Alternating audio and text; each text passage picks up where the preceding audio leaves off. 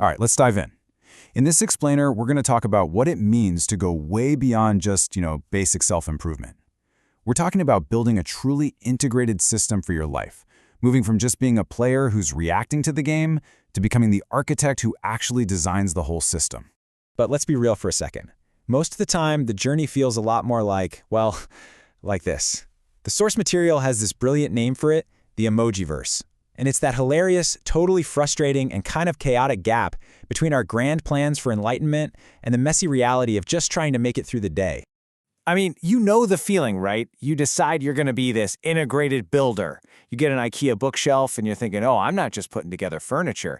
No, I am applying an 11-step operational flow. And then the instructions are just a cartoon of some guy shrugging. You're missing that one critical screw, and your whole grand system just implodes. You're left staring at what can only be described as a modern art installation about failure. Or how about this one? You try to bring your Zen practice into rush hour traffic. You're breathing deep, you're calm, you're telling yourself, I am the climate, not the weather. I yield to the flow of traffic. I mean, you're practically a monk in a Toyota. And then bam! A BMW cuts you off no blinker. And just like that, all that calm is gone, and your enlightened self is screaming things that would make a trucker blush. And that right there brings us to the whole point. It's funny, yeah, but it's also incredibly insightful. These are the moments that show us the cracks in our systems. So the real question becomes, how do we build an internal architecture that actually holds up under the pressure of real life, of missing parts and terrible drivers? How do we build something that's more than just a hobby? Okay, so how do we build that solid architecture? Well, according to the source material, this journey happens in phases. And phase 1 isn't about trying to integrate your entire life all at once. Nope. It's about building competence. It's about creating the blueprint, one solid piece at a time. And the source material actually gives us a roadmap for this. The first few years are all about getting competent in different, separate areas. Then you start to weave those skills together. And finally, you move into this state of what's called infinite embodiment, where the system isn't something you do, it's just who you are. So in this first phase, you might run a transformation cycle on your health. Then you do another one on your career. Then maybe one for your finances. Think of them as separate projects. The main goal here isn't to connect them yet. It's really just to prove to yourself that you can transform and to build that foundational blueprint for how you get it done. You're basically just learning the mechanics of change.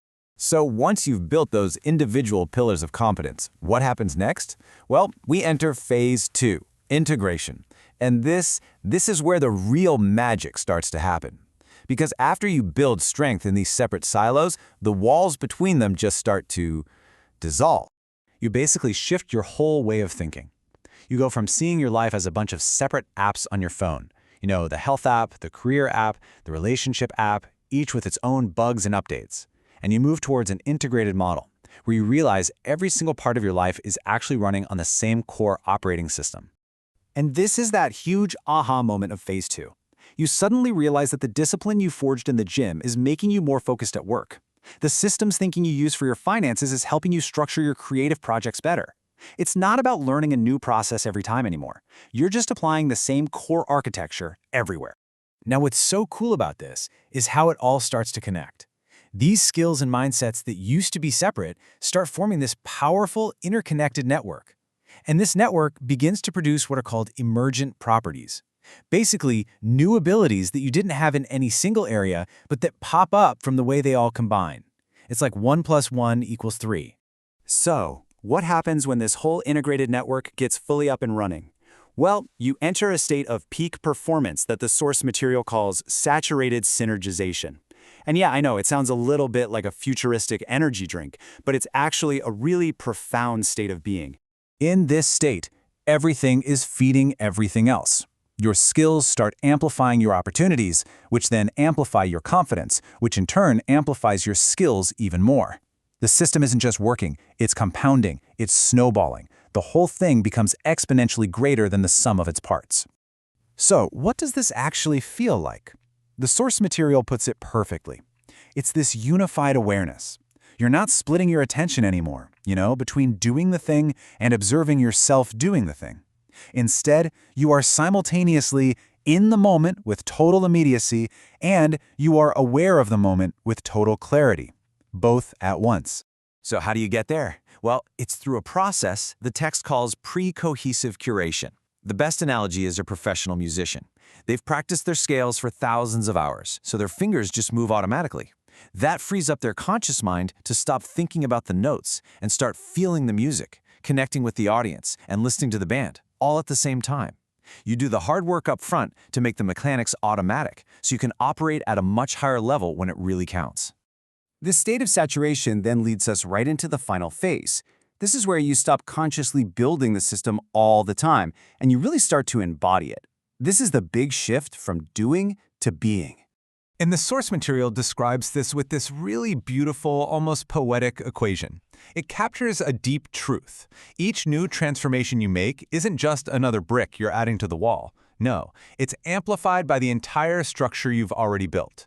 Your growth is no longer linear, it's exponential. And here it is in its mathematical form. Now don't worry, this isn't going to be on the test. Just look at the idea behind it. It's showing that mastery is the sum of all your transformation cycles. But each new cycle gets multiplied by the compounding effect of all the ones that came before it. It's just a really elegant way to model that explosive growth. But the most important part of that whole equation is right at the beginning, that limit as n approaches infinity. This is the secret to the entire mindset. It means mastery is not a destination. You never arrive. There's no final level where you collect a trophy and say, "Game over, I won." It's an infinite game. And that right there brings us to the ultimate shift in mindset, the one that really changes the entire nature of how you look at growth. You stop playing a finite game and you start playing an infinite one. And this chart illustrates the difference perfectly. In a finite game, like, say, football, the goal is to win and then the game is over. But in an infinite game, the whole point is just to keep playing. The motivation isn't some achievement at the end. The motivation is the process of growth itself. This completely changes your perspective. You stop asking that question, "Am I there yet?" like a kid in the back of the car. Instead, you start asking these powerful present moment questions, like, what wants to develop here? What's revealing itself to me right now? How can I serve this process that's unfolding? And ultimately, the journey itself becomes the destination. Each level you reach doesn't give you a gold medal, it just gives you a better view of this vast, beautiful landscape of what could be next. The reward for playing the game well is that you get to keep playing. So this is where we end. Once you have the architecture, you know transformation is possible. That old question, "Can I do this?" it just falls away. The only question that's left is a deeply personal one. The infinite game is waiting. How deep are you willing to go?